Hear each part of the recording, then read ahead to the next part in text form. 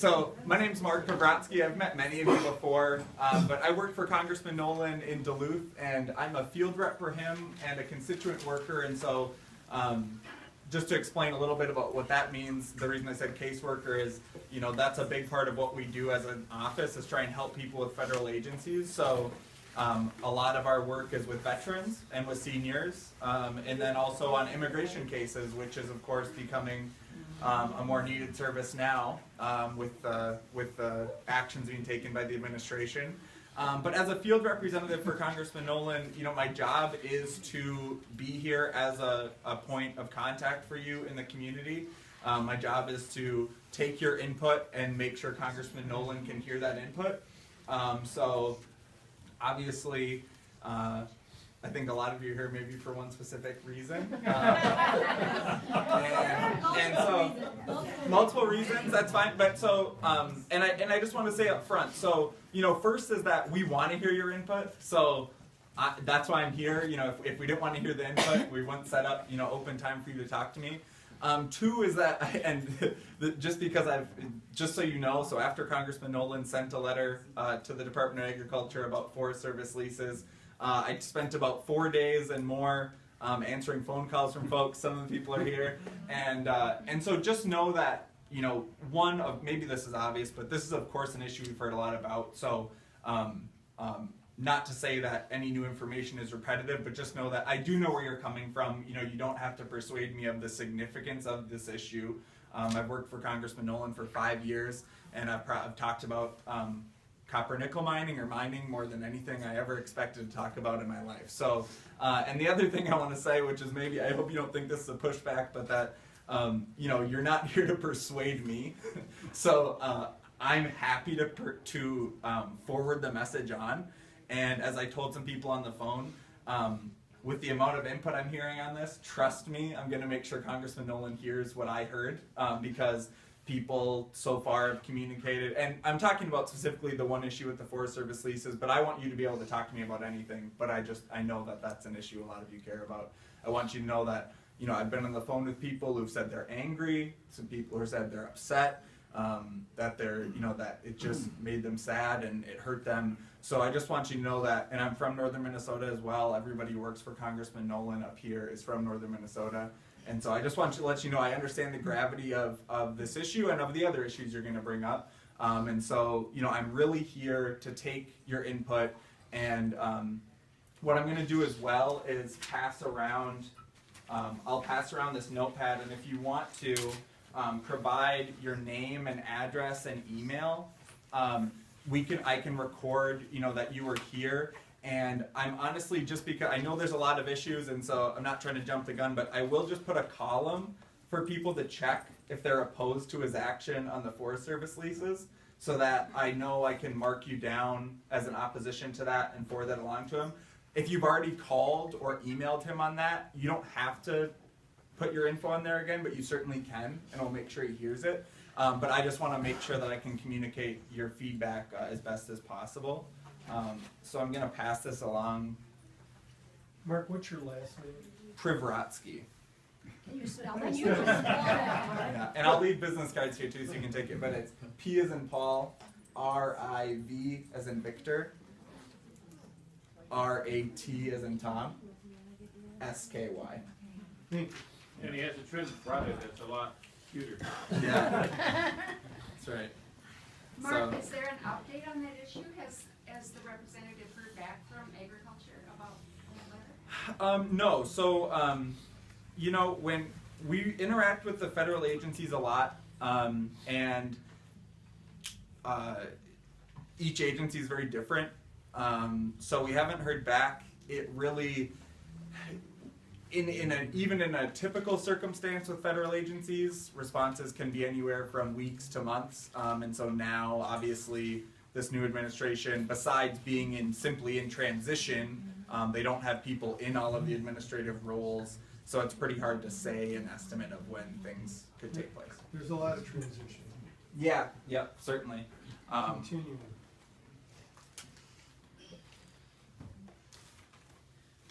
So I'm going to pass this around, and if you want to put your name, address, email, and phone, you can fill in whatever you want or not put anything at all. And then there's just a column on the left. You can put a check mark if you oppose his action on leases, and if you support his action on leases, you can put support there if you want, or you can simply send something to me afterwards as well. And you don't have to sign in, but I just want to give you the chance to provide that input. There's still one chair in here.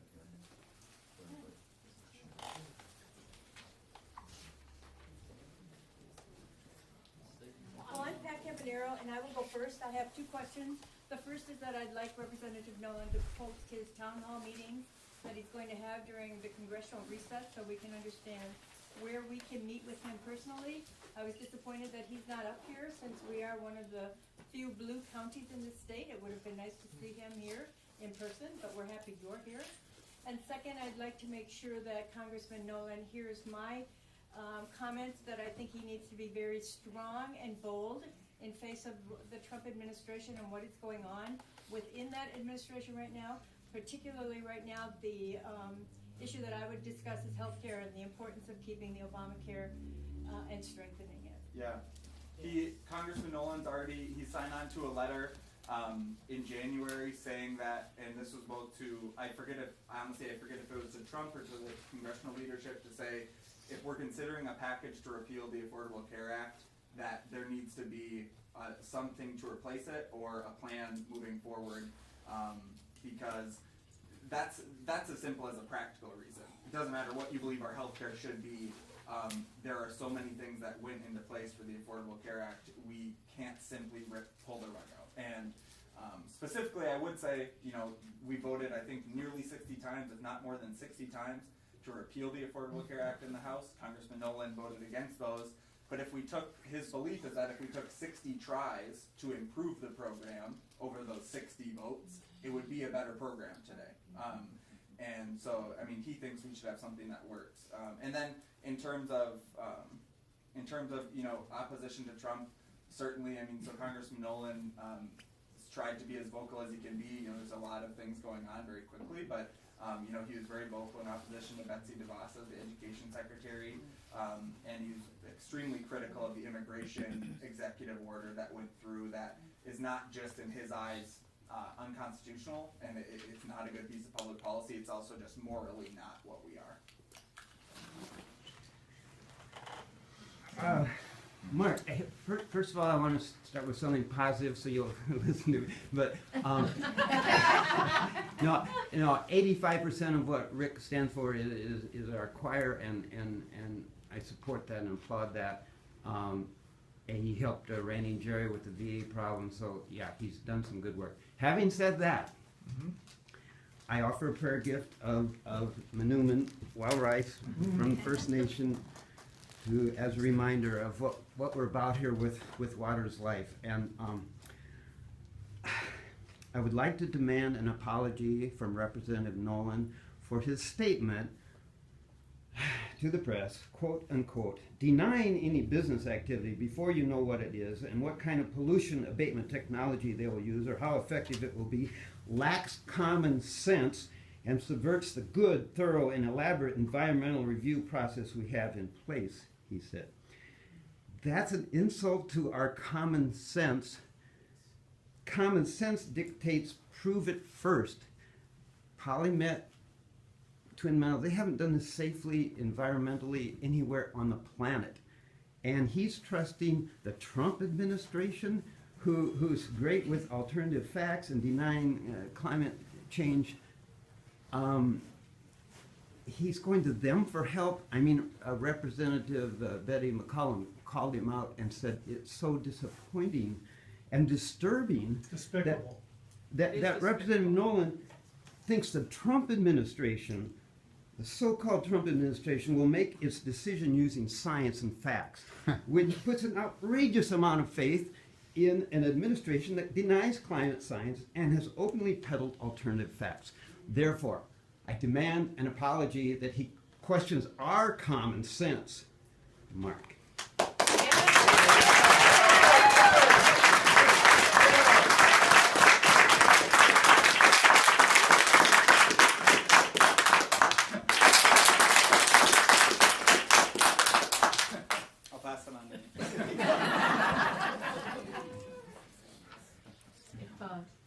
to say something? I'd like to add to what Pat Campanero said. Mm-hmm. You know, about him speaking out strongly.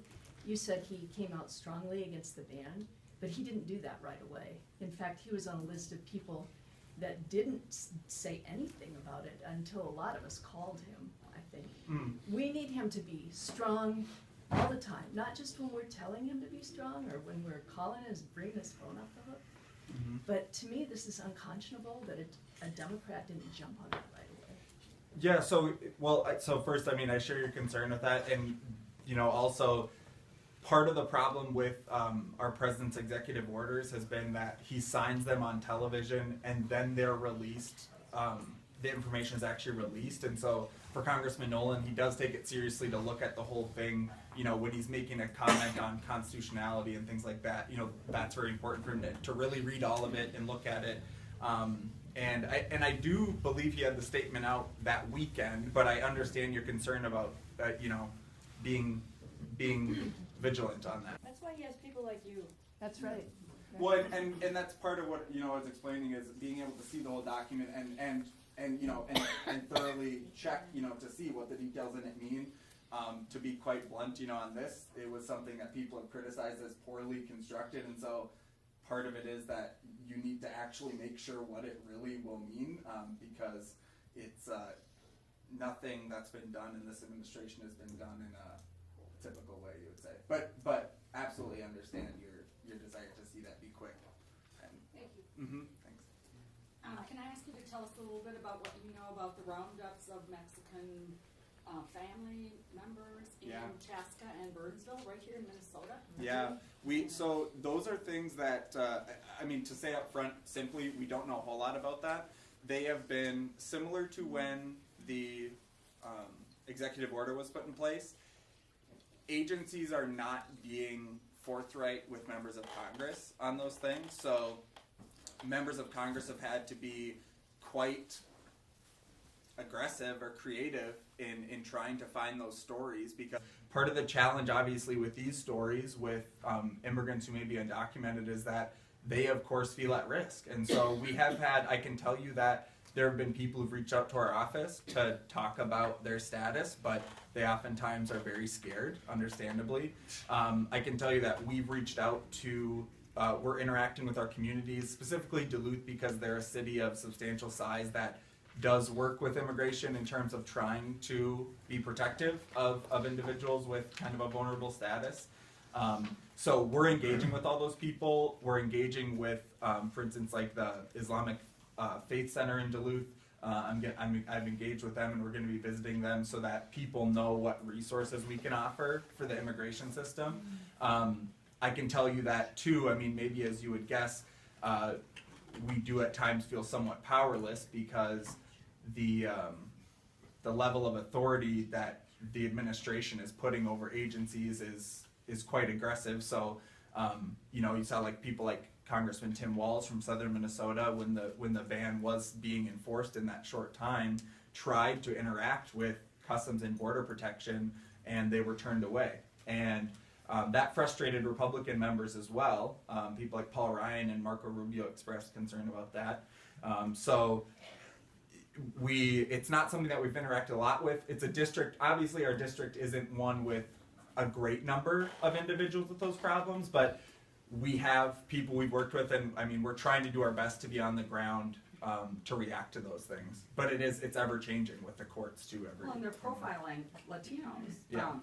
You know, they're going to gas stations and checking everybody's documents.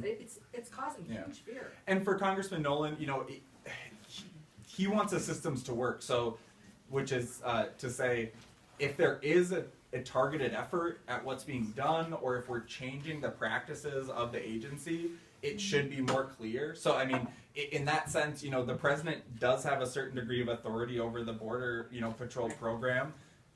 That being said, Congressman Nolan would prefer to see anything like that when an agency is taking a directive and changing how they go about business. You know, those should be things, unless it's a matter of national security, those should be things that are disclosed and talked about. That's also happening at our border. Things are closing up as far as going back and forth between Ontario and Minnesota. I was told about a friend of mine from Ontario said a carload of women wanted to come down for the women's march in one of the marches in Minnesota, and they were, when they said what the purpose of their trip was, they were turned away at the border. Interesting. That's the first I've heard of profiling that. women as well. It's disgusting. Yeah, and that's a thing where, you know, up here you've noticed that especially because we've usually enjoyed a really kind of respectful and, you know, understanding border crossing, knowing that it's not a site of a lot. That's. And there are other incidents too with a former border patrol person told me that things are tightening up too about back and forth across the border. Even the Grand Portage buses going up to Thunder Bay and coming back, they have to document everybody on the bus each time they come, and a lot of them are back and forth repeatedly. So Yeah. I'll reach out to the tribe on that because that'd yes, be. please do that.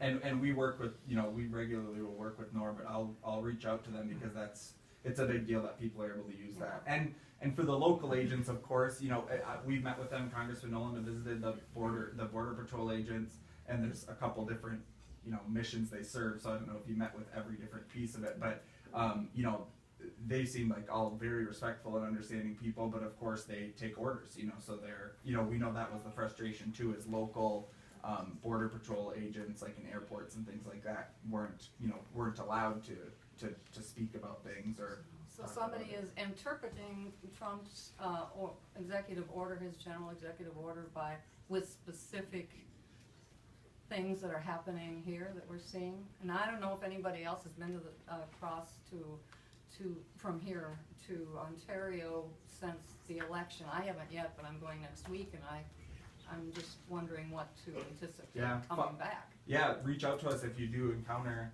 issues or, you know, if things happen. But I'm glad you told me those, and I'll reach out to Grand Portage on that. Thank you. I just want to say a little bit more about not just the Affordable Care Act, but it seems to me that in the present administration and Congress that vast parts of the social safety net are at risk. Mm-hmm. You know, I'm an emergency medical services provider in Cook County, and what I have seen over the past decade or so is that there are a lot of people who are just barely hanging on financially, and they're dependent on these programs in order to have health care, in order to you know, have decent food to eat and so on. And if these programs are curtailed or substantially changed, then there's going to be a big problem for those people who are our neighbors and friends. Yeah. And so what I want to know, I'm sure that Representative Nolan is on the side of the Angels in this one, but does the Democratic caucus have any plan for how they're going to operate as proposals come into Congress to overturn these portions of the social safety net? Yeah, well, first I'll say Congressman Nolan shares all your concerns with those programs, and I mean those have been things that we've had to fight a lot, you know, in the past couple of years too. In regards to, you know, the biggest thing people have talked about as the most immediate is the Affordable Care Act, just because that's what congressional Republicans have said, you know, their top goal is.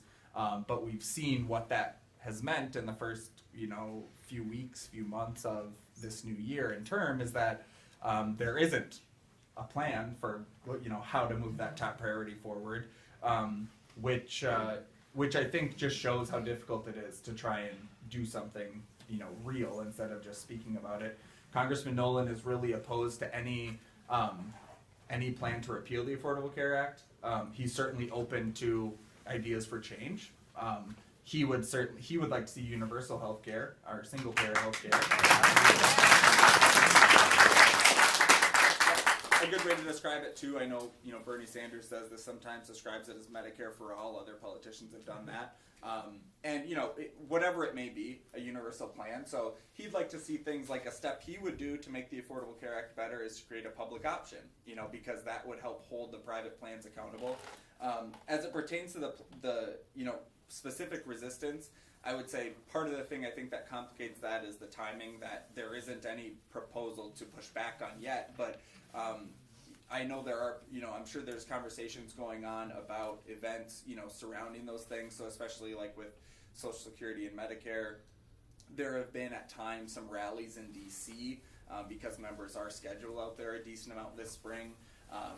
So, they have done things like they did an action in front of the Supreme Court where Congressman Nolan was there. And so you'll see real unified opposition, to plans to cut Social Security and Medicare and Affordable Care Act specifically. With other programs, we're going to have to fight too. So, Congressman Nolan will work through, for things like food stamps that go through the Farm Bill and the Agriculture Committee. Congressman Nolan now has a ranking position on a subcommittee in that group. He's good friends with Colin Peterson, who is the ranking Democrat, and he's from Western Minnesota. And Colin Peterson's a perfect example of someone who will put up this fight because he's a very conservative Democrat, but he sees the value in those programs. Quite frankly, I go around to senior dining like this. I do casework with seniors who haven't gotten a cost of living, and we know from experience, just like everyone else out here does know, if we don't take care of people, they eventually will need to be taken care of, and it'll only be in a much worse state. So that's why senior nutrition programs work, because if seniors aren't getting the food they need, they're going to get that much more sick, and Medicare is going to pay for it. So it makes sense to invest in these things, and especially food stamps we know will be on the chopping block because for some reason it's a partisan issue, although it shouldn't be. So we'll fight very hard against those things, and part of it is gathering stories from you, so it's good to hear input and hear stories about how, when those programs go away, what it would do, because he'll use those stories, on the House floor and other places. I have one more comment, and I'm not trying to persuade you. Don't worry. Because Don't we're worry. instructed not to. No. But there was an old and somewhat crusty doctor, Dr. McDonald, many of us remember from around here. At a meeting about 10 years ago, I remember him saying that, we're the only modern country in the world who doesn't have universal health care. Yep. And he said, and if that doesn't make you mad, I don't know what the hell's the matter with you. Absolutely. Absolutely. That's one, that's one of the things that pushed Congressman Nolan back to DC, because he cares deeply about universal health care. He put a bill in the 70s, he always gets attacked because he put in a bill in to repeal Medicare, which is true, because it would have replaced it with universal health care. So that's what, with Ted Kennedy worked on that. But I have to add also, but I have a question. Our friend from Canada, under that same conversation about we're the only country that has no universal health care, said that we are barbaric. Just, that it's out of control. yeah. So Cook County has 68 members in their local chapter of the Citizens Climate Lobby. Yeah. And the main proposal that the Citizens Climate Lobby has nationally is a revenue-neutral carbon fee and dividend. Mm-hmm. And that program is bipartisan, and I would like to know what Representative Nolan, what his stance is on that, on carbon fee and dividend, and then also will he partner with a Republican and join the House of Representatives bipartisan caucus for climate? Yeah, so he supports that. He supports the carbon fee and dividend. He voted for a variation of that in the Congressional Progressive Caucus budget. That's a place where, quite frankly, Congressman Nolan actually gets to vote at the long-term things he would like to see. So, the Progressive Caucus budget has things like a carbon tax. It has things like universal health care phased in. It has, progressive taxation and taxation on Wall Street. So he certainly supports that. We've worked really closely with the Citizens Climate Lobby group in Two Harbors, helping, we want to be supportive of anybody who's wanting to be engaged in the process. So I'm going to be meeting probably with some of you, I'm guessing, maybe later today, to engage in that. And he is is certainly open to the bipartisan caucus. I know that it's and one of the things the members from Two Harbors were asking us about that, and obviously that has a real the challenge in that is pretty upfront. It's that you need to be able to find a member of the other party, who's willing to join too. And that being said, Congressman Nolan interacts with Republicans a lot. I would confidently say more than most Democratic members. But that being said, it's also difficult to find too many Republicans who are willing to speak up on that issue. Except for those that are in like Florida and New York, where they've had extreme events, which whether either persuades them or gives them cover, to do that. But he's eager, and I've reached out to our staff in DC as well, kind of poking on that issue to say, do you guys have suggestions of who might be someone to partner with to join? It's the Climate Solutions Caucus is one where it's kind of unique. They only accept members in one at a time from Democrat and Republican at the same time, so that it stays purely bipartisan. So that's why they're asking, is there a Republican member he can join with? And that's the challenge. So. Thank you. Would Representative Nolan also consider sponsoring a bill that would legislate carbon fee and dividend?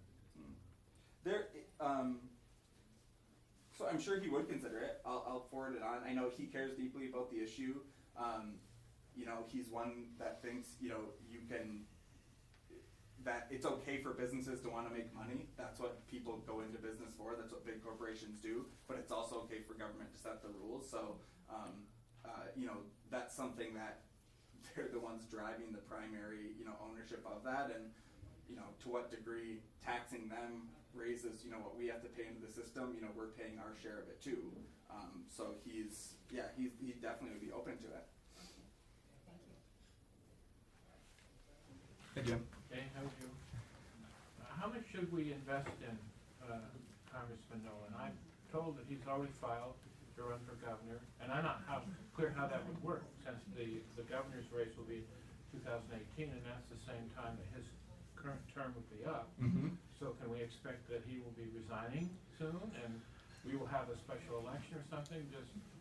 So how invested should we be in him as our congressman? Yeah, so I work for him in the federal capacity. We don't interact with the political side of his work at all, but he's been pretty forthright about what that race means to him. So at this point, it's something he's said, and the same thing he's told us as what's been in the paper is that it's something that he's considering on his personal time. I can tell you they're really scheduled really heavily right now. He's really focused on that DC work, but that it's something he's thinking about on his own time. It really didn't, originate with him. It was some people suggesting it of him, and so he's thinking about it. And I think at some point he'll make clear what his priorities are. But just note too, I've heard other input on it, and we've heard people.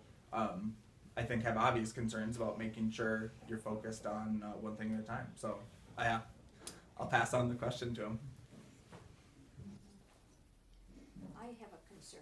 I'm Mary Sanders. I'm concerned about this panel that voted to not fully fund the Election Assistance Commission, the Termination Act, HR 634. And I don't know how much I should be concerned about how this goes forward, but I would certainly like to be kept appraised of this. Yeah. And if no one could keep us appraised, I think it's an eroding of our democracy, our ability to be fully voting people. Yeah, it's for Congressman Nolan. His belief is just that we should be doing all we can to give people the opportunity to participate. So anytime he voted against, things in the past Congresses to weaken the Voting Rights Act, because it, from his perspective, what are people afraid of? Why should citizens participating in democracy, be a bad thing? If any, we should have everybody participating that can. Those things do make a difference when taking away resources, especially for those southern states that have histories, and that's why we have the Voting Rights Act. They have histories of suppressing votes. Those resources are really important. What was your last name, Mary, again? Sanders, Sanders. Okay. Did you sign in on that? Okay. I'll make a note of that. So I have a comment I'd like to add about the Affordable Care Act. Yeah. And just that he needs to oppose anything that is repealed now and replaced later. Right. Because it'll destabilize, it'll wreck the system. Yeah, he signed a letter to that effect, and it's just that's what's causing a lot of the disruption in their plan to repeal it. Is that certain members, you know, everything they've voted on in the past has simply been to repeal it because, quite frankly, you know, they didn't have to worry about what would replace it because they knew it wouldn't become law. And so there are certain members that will accept nothing less than that. Certain Republican members, especially in the Freedom Caucus, who will accept nothing less than a straight repeal.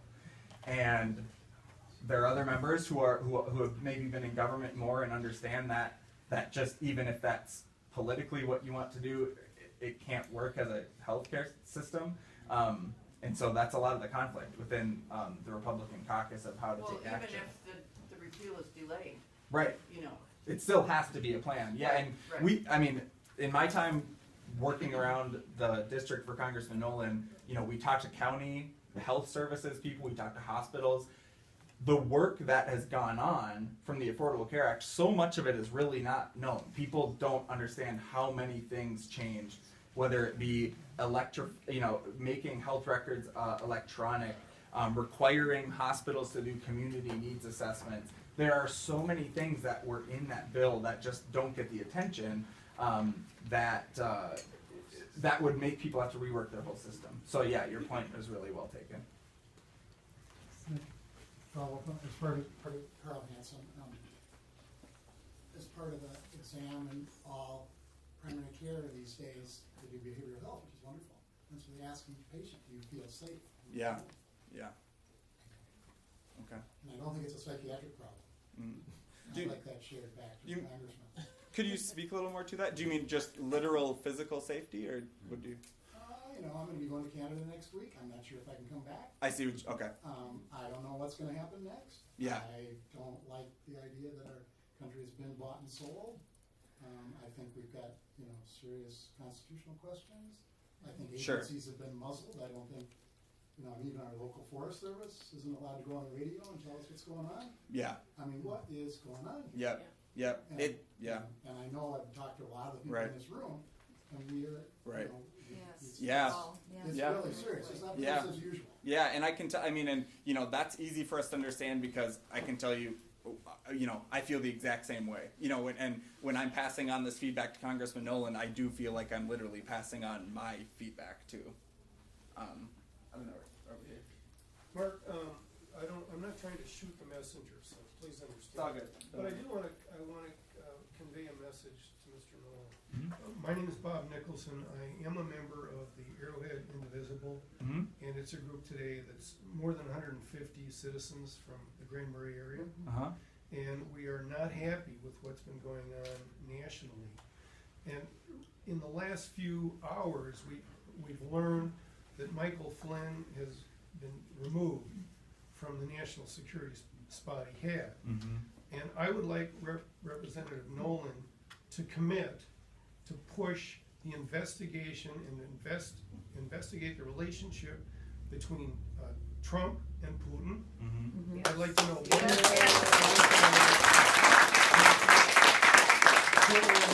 I'm not alone. I'd like to know what Trump knew. I'd like to know when he knew it. And I'd like to know who he was communicating with. And the Russians are on record as saying that they have been communicating with the entire Trump team months before the election. There's a lot we need to know. Solving that problem will solve most of the problems that everyone in this room is concerned about. That's the first thing. I want you to push for that, because we need that. The second thing that I would ask you to carry forward to Representative Nolan is that I would like him to commit to demand the tax returns. We need that information as a country. The citizenry deserve that. He promised it before the election. We need that. Then we'll better understand the conflicts of interest that he has, and we'll better understand the relationship he has with Russia. Personally, I think he's Putin's puppet. and we need to know about this. Yeah. And I want Representative Nolan to push to get this accomplished. Not backpedaling. He's been a little palsy-walsy with Trump over some other issues, and that concerns me hugely. Sure. Hugely. The third thing that I want to ask you is I want you to go to Representative Nolan and let him know that I, for one, want to have him work very hard to make sure the ACA stays in place. Mm-hmm. My son's a doctor. Mm-hmm. He well knows every day hundreds of people would be in terrible shape if this is repealed. Yeah. People wouldn't get medications, they wouldn't get operations, they wouldn't be able to get checkups, Yeah. and it would be just a tragedy for America Yeah. to let that go away. Yeah. And so I want to know that Representative Nolan is going to work hard, not give it lip service, not just say he's going to do something. I want to see him get out there like Elizabeth Warren. I want to see him get out there like Al Franken. And I don't see that. I don't see that. And I wasn't going to bring this one up, but I have to. I really have to. It's just made me ill that he's gone to Trump to try to get something done on copper nickel mining. I would ask everyone in this room, and I would ask Representative Nolan to research the environmental and health disaster that Coeur d'Alene, Idaho is. I've been there. I've seen it. I researched it. Hundreds of people have died of cancers there. The environment for 3,700 miles has been destroyed. It's been polluted for 100 years. It's all documented. This is no secret. And I don't want that to happen to this area or this country or these people. They deserve better. And I want Nolan to fight against it, as I've said in my many emails and letters.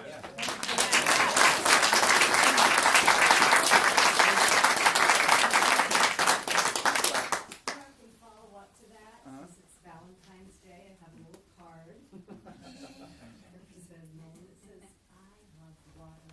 Water is life. So I would like. Do you want me to take it? Yes. Okay. Thank you. Let me slip out till. I'll send him a picture of this today.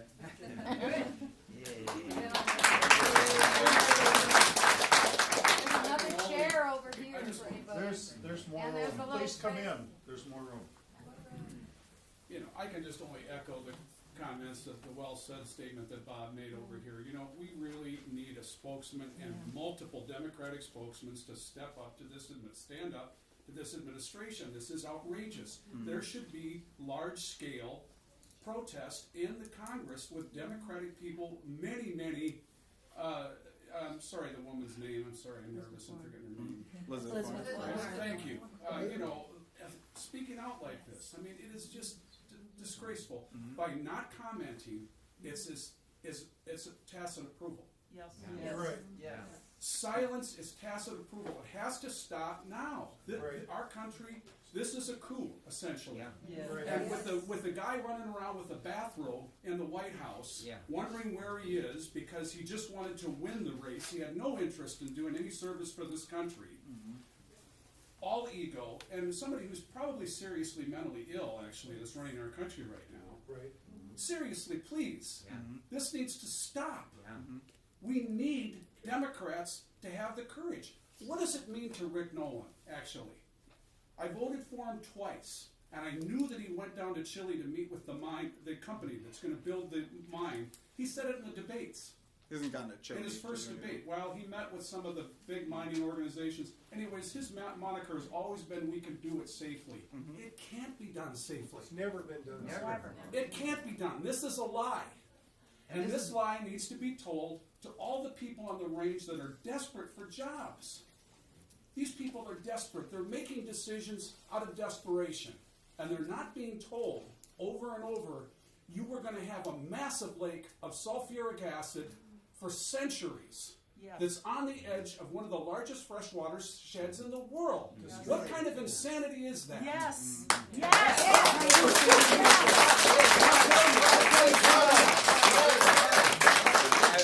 I'll tell you something else. If he doesn't get off his ass and start speaking out, We'll replace him. We will get a spokesman that will speak Jimmy Carter. I have voted Democrat and supported the Democratic Party. If Democrats don't start stepping up and being vocal about what the platform is that I vote for every time and fight for it aggressively, rather than being trod over aggressively by very vicious and evil people. Donald Trump's song should have not been, "You can't always get what you want." It should have been "Sympathy for the Devil" for his campaign. Just as heads as tails call me Lucifer. I'm not a religious person. These people are evil. They need to be stopped. And this is not an exaggeration. You're right. Wow.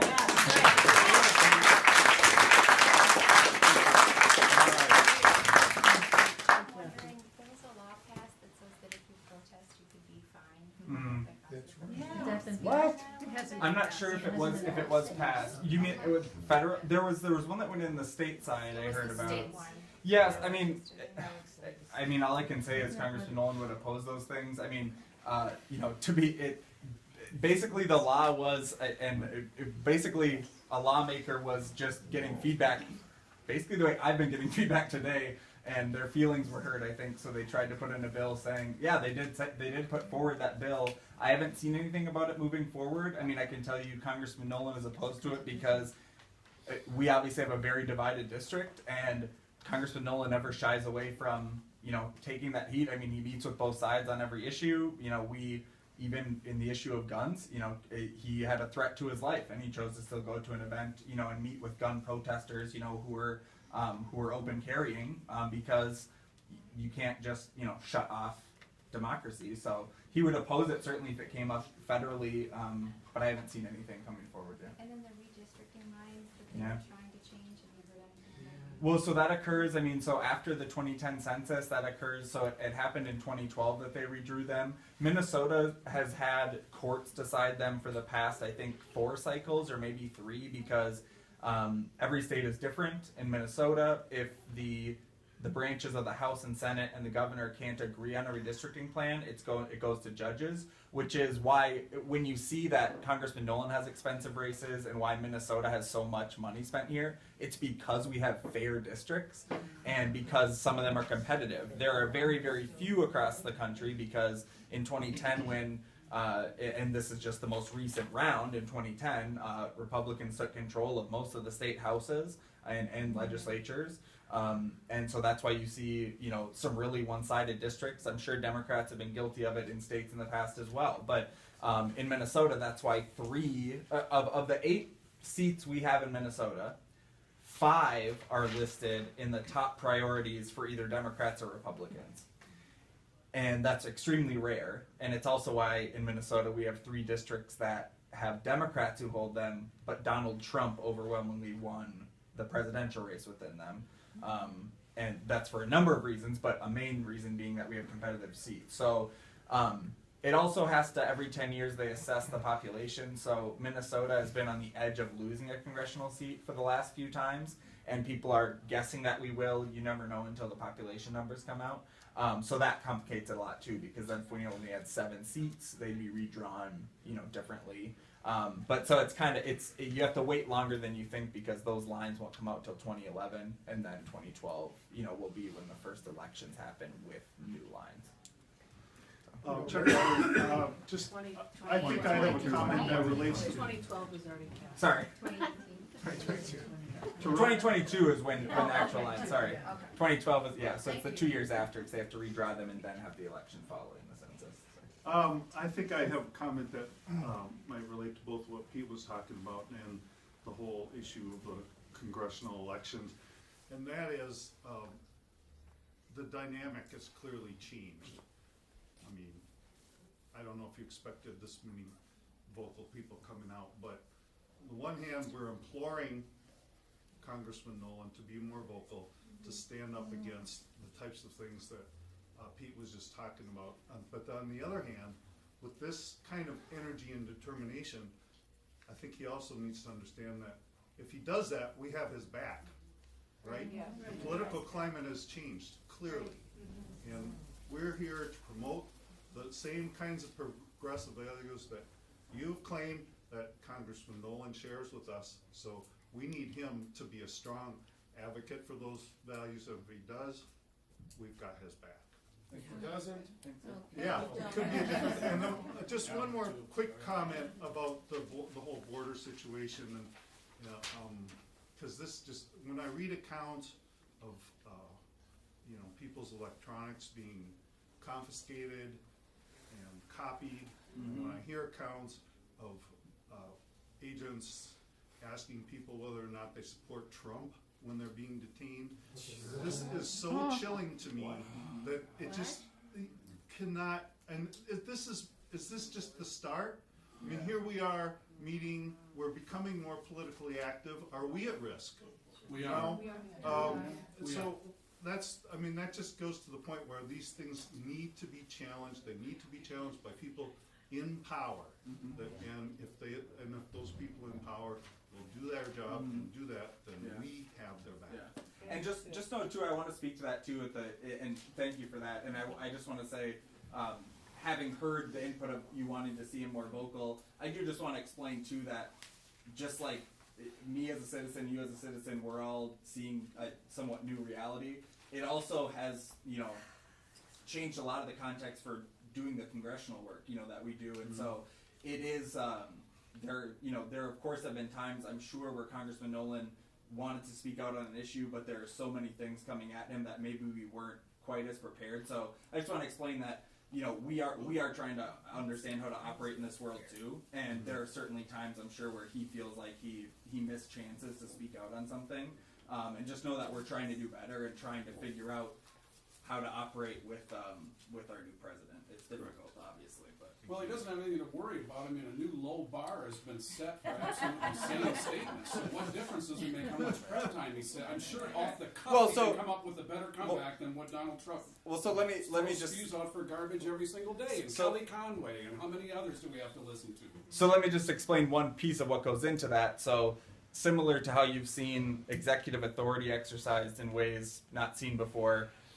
You know, the context that members of Congress are thinking about, I'm just, you know, in general, I know this is and this is Republicans, Democrats, everybody is watching the way that he wields that executive power and knowing that he is willing to do things that other presidents have not been willing to do in regards to funding, in regards to programs, in regards to cutting. So people are, you know, and that's why I say people are trying to understand how to operate, because part of it is retribution that could come to things that are important, you know, to Minnesota. So this is an absolute hypothetical. You're overthinking it. Hey, no, it really is a very simple path. I really have to say that if that's what the type of dialogue that's going on, I mean, I appreciate your intellectual and thoughtfulness that this appears to be going on in the office, and I admire that. This is not the time for it. Sure, but let me offer this for you, sir. Let me offer this for you. You care deeply about Lake Superior and water, correct? Well, it's not only that. I care about the right. country. So I'm giving a specific example. So, when you speak, and I'm not saying this is not a conversation about this specific policy that's happened in our office. Okay. I want to make that clear. You care about the Great Lakes Restoration Act. That has put hundreds of millions of dollars into rejuvenating Lake Superior. Right. So all of a sudden, a bunch of members speak out and say and disagree with the administration. Past administrations might have said, "Well, we're not going to put it in our budget for the next year."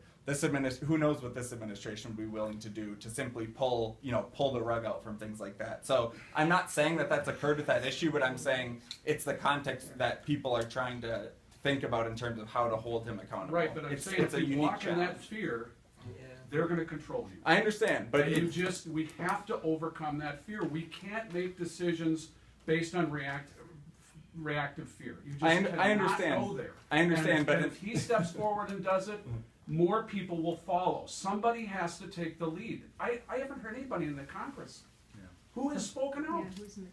Who really has spoken out? I haven't heard it. Elizabeth Warren. Well, other than Warren, she's in the Senate.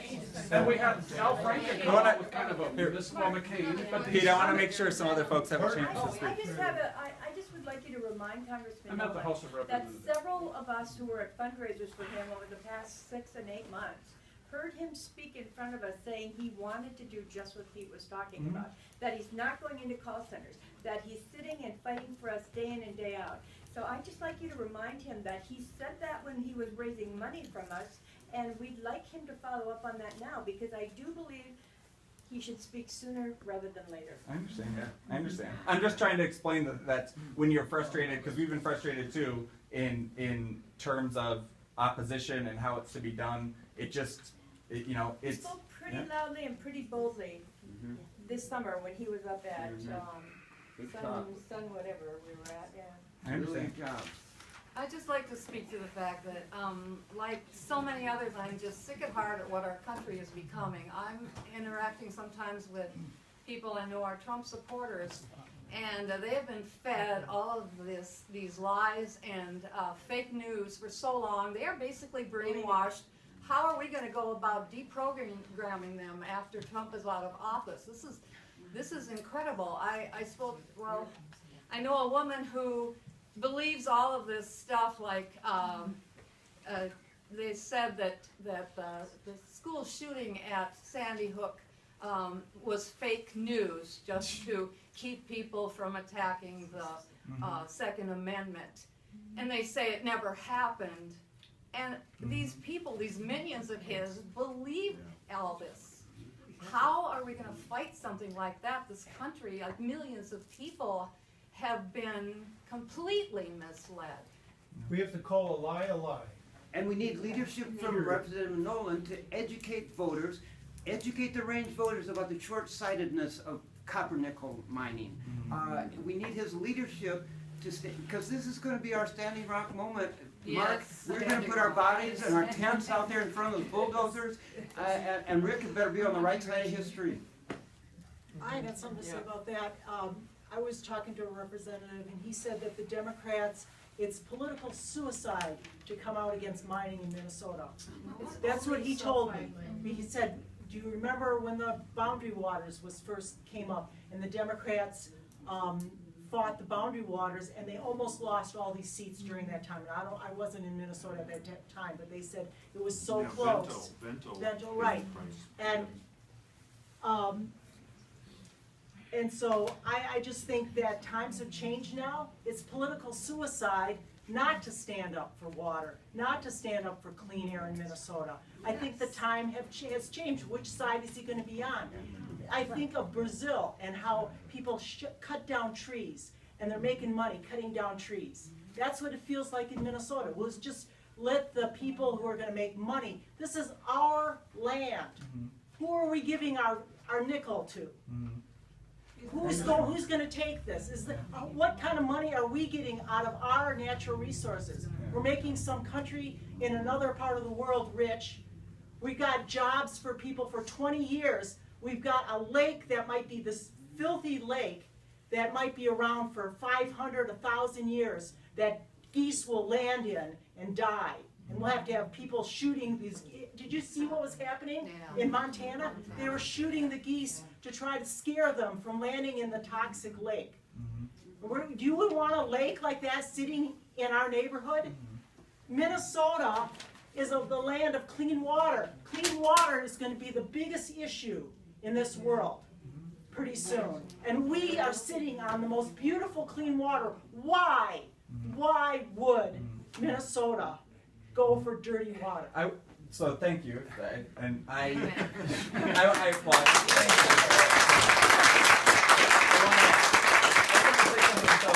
you. So, you know, when I said earlier, and I don't know if you were in here yet, I think you were, you know, that in the 5 years working for Congressman Nolan, I've talked about mining more than anything else.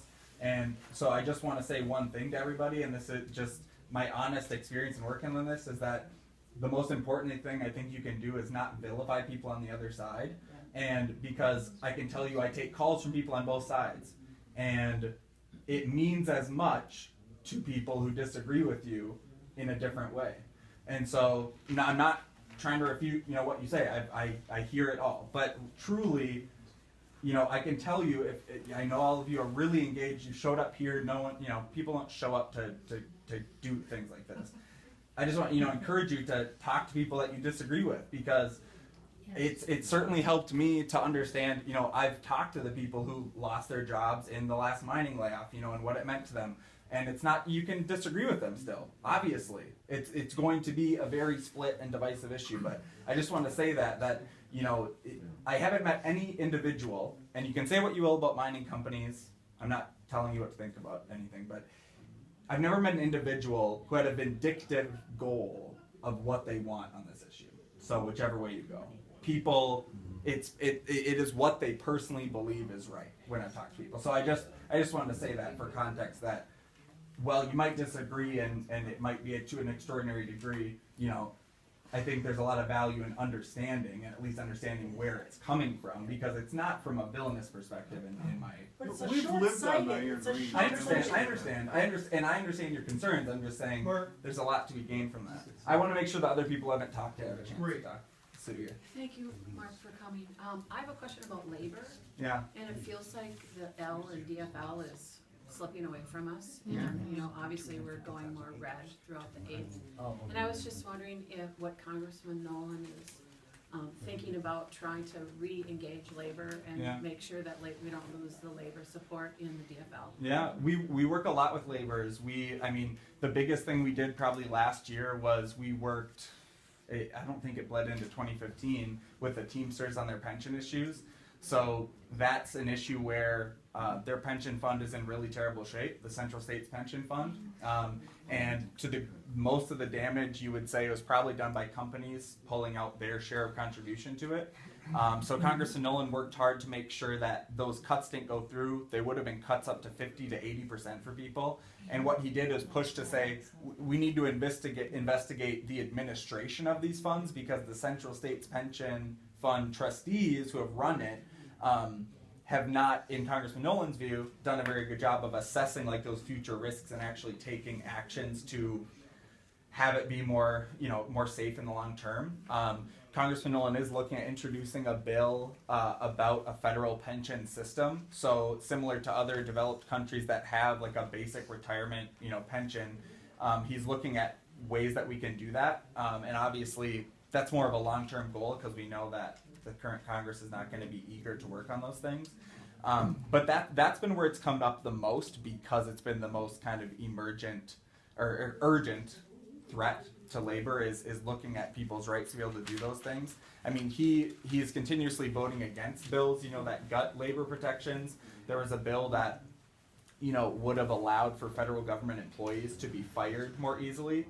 And the sticker kind of headline they used for that was the VA, because of course people have emotional connection to some VA results that have been poor. But in Congressman Nolan's view, he voted against it, not only because it would have undermined, labor unions, but also would have undermined whistleblowers. Because even if you have a good union, you still need to have the protections in place that a worker can call, can be safe in calling those things out. So, it's a constant fight, and I mean, we interact with, I can tell you, we do job site visits. I mean, we visit with the Teamsters who are drivers in Duluth. He's visited, union training centers. So he tries his best to be engaged in every facet of that work. But there'll be a lot of fights going forward, and obviously this labor secretary is looking like he may not be confirmed either, but it remains to be seen on that. I'm going to go to folks who haven't asked yet. I don't know if you spoke yet, sir. No. We currently have a governor who cares about water, so I can't see Representative Nolan being governor, because I wouldn't want to go anything less than what we have at Governor Dayton, who's spoken out about these water, including mining, about water issues. He's gotten a lot of criticism for it. I have a question about the Endangered Species Act, and I know Colin Peterson, I think, co-authored or sponsored a bill to remove the wolf from the Endangered Species Act purview, and along with Wyoming, I believe, I think Wisconsin, other legislators. I don't know where the congressman stands on that, but that's a slippery slope, I think, for the Endangered Species Act, when it's removed from Fish and Wildlife Service to members of Congress acting with emotions versus science. So he does support that bill, and let me tell you why, because I know people have disagreements on it. So in the original from what I've seen, and I work on every issue for Congressman Nolan, so forgive me if this detail's wrong, but what I remember last seeing about the designation from the Endangered Species Act is that it would be delisted when they were at 1,250 wolves in the state of Minnesota.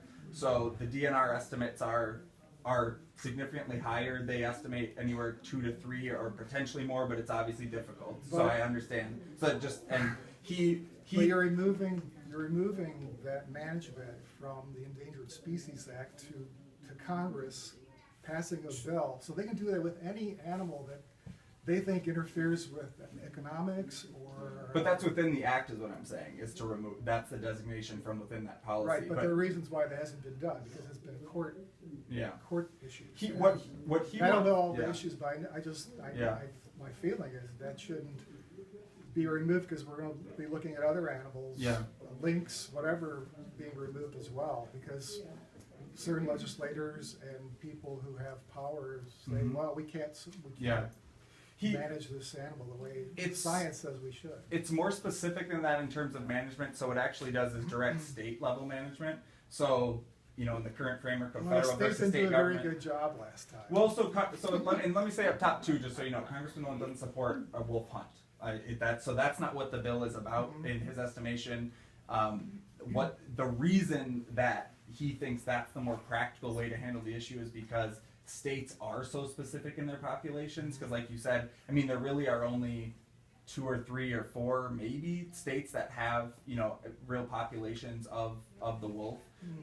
Minnesota, Wyoming, Michigan, and Wisconsin are kind of Montana, Idaho, Washington. But I'm saying in terms of there's those states that have a population, like Minnesota has one of the healthiest populations versus the other states where it is more an endangered status. And so in Minnesota, for instance, it makes more sense to Congressman Nolan that the DNR be the people leading that. So we've met with, of course, the other aspect of it is the impact to small farmers, and I know people really dismiss that, but I do just want to impress upon people that I've been in meetings with farmers across the district as far south as Pine County and across our district, and so I know that people who disagree with this bill still care about that, but that's a real concern to Congressman Nolan because those small ranchers and farmers, it's an extraordinary hit to them. So and which is only to say at the state level, the state puts in resources, where then they can manage to try and put preventative measures in place, which are important because you don't want to have to kill a wolf. Unless there's a lot of people do want to kill a wolf. Right. Well, some illegally. Right, but if people want to, there's always going to be some jerk who wants a pelt, of course. But with the DNR, I've met the individual who manages the program who's seen the wildlife for the past 30 years, and so. That's the basis of it, but we know that people are concerned about it. I would say this is almost the inverse of with, wanting the federal government to control it versus state. The DNR might look, in a different spectrum with this administration, but I'm just, that's the issue of really state or federal level management of it. I don't think I got you yet. Yeah, I would like, Nolan to speak against, to be vocal and passionate in speaking against the president's attacks on the press, the judiciary, and the intelligence community. We really need to be able to have trust and faith in these institutions, and for our president to be constantly belittling and making aspersions, we can't trust them, they have subversive motives. Is not okay. I think it speaks to what Max was saying, that people who believe these crazy conspiracy stories, he's just feeding it by saying, the justices have ulterior motives, and the press, we know why they don't report things. He doesn't have to wait for a confirmation hearing. He can go out on the steps of Congress any day and say, damn it, I've had enough of this, and make a statement. Yep. I appreciate your so-called input. There's one issue that hasn't come up today, which is internet neutrality. Yeah. And I think all of these other things that we've talked about are incredibly important to me as well. But internet neutrality is also on that same level. Yeah. Because if we lose our access to the internet, or it becomes so expensive that we cannot pay for it as individuals, then we will not be able to organize. Yeah. We're organizing and do a lot of the information sharing that we're doing. So I think this one needs to be right on top. He absolutely supports net neutrality with you, yeah. And I do have to go, folks. I have another meeting. I'll let you go one more here, yeah. Please. Yeah. I believe in everything that they've said here. But we have not talked about public education and children. Yeah. And children are our future. Yeah. And if we do not educate them, then we will be sitting in this quagmire forever. Yes. We won't have water. We won't have an environment. We won't have any species that we love here. Yeah. So we need Yeah. to make sure that something is done about this crazy lady who has never been in a public school, who is now the Secretary of Education. Children are and Congressman Nolan spoke out again, and also just so you know, I mean, the federal government it kind of ebbs and flows when they're actually interacting with K-12 very much, but he has supported, keeping student loan rates low. He was a teacher. His first job out of college was actually being a Head Start coordinator, just so you know. But he really thinks that, as far as our Secretary of Education really cares a lot about charter schools and vouchers and for-profit schools. And so for Congressman Nolan, he's okay with charter schools, but they have to be held to the same standard as public. And Public schools. and we're never going to have, especially in rural areas like this, it's a different type of thing to say that there should be options, because we know that at times in rural areas, if it's options, it means that maybe both of the schools could end up failing, because I grew up in a town of 1,000. I had 80 kids in my class. It was the biggest class we ever had. Now they have 40 kids in the class. But you need a certain level of support and a certain quantity to be able to get the offerings you need, because you can't. That's why schools are only able to offer, a lot of money. Right. Yeah. This is the last one. I'm sorry, folks. I really appreciate it. First of all, I want to thank everybody for all of the wonderful comments they made, because then I don't have to speak as much about everything that you've already spoken to. So thank you. But one thing that we haven't talked about, and that Representative Nolan seems to be having the ear of those who speak about the economics of their community. And so in his district, he has communities whose economics are based in mining. Our community here on the North Shore, our economics are based in clean water, in sustainable environment, and ecotourism, and that should be considered equally important to him as the interests of those who are interested in preserving their jobs in mining districts. Our jobs are based in a different economic base, and in my way of thinking, that is equally strong and should be equally considered by him.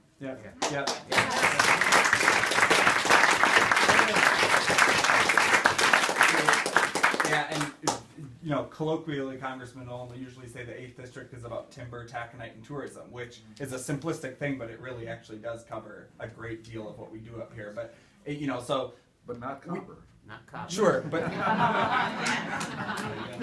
that's good. But I do just want to say too that he works on a lot of things that we haven't been able to talk about today. He works very hard on expanding broadband, which is a really real equalizer and giving opportunity. He's working on a scenic trails bill that will unify the North Country Scenic Trail, which the system comes up here. So he does take those the other things seriously too, and obviously they're not as sexy a headline because there's not as much protest that will come from them. But that being said, when you have ideas for us, that's also the reason I come here. I took a lot of input.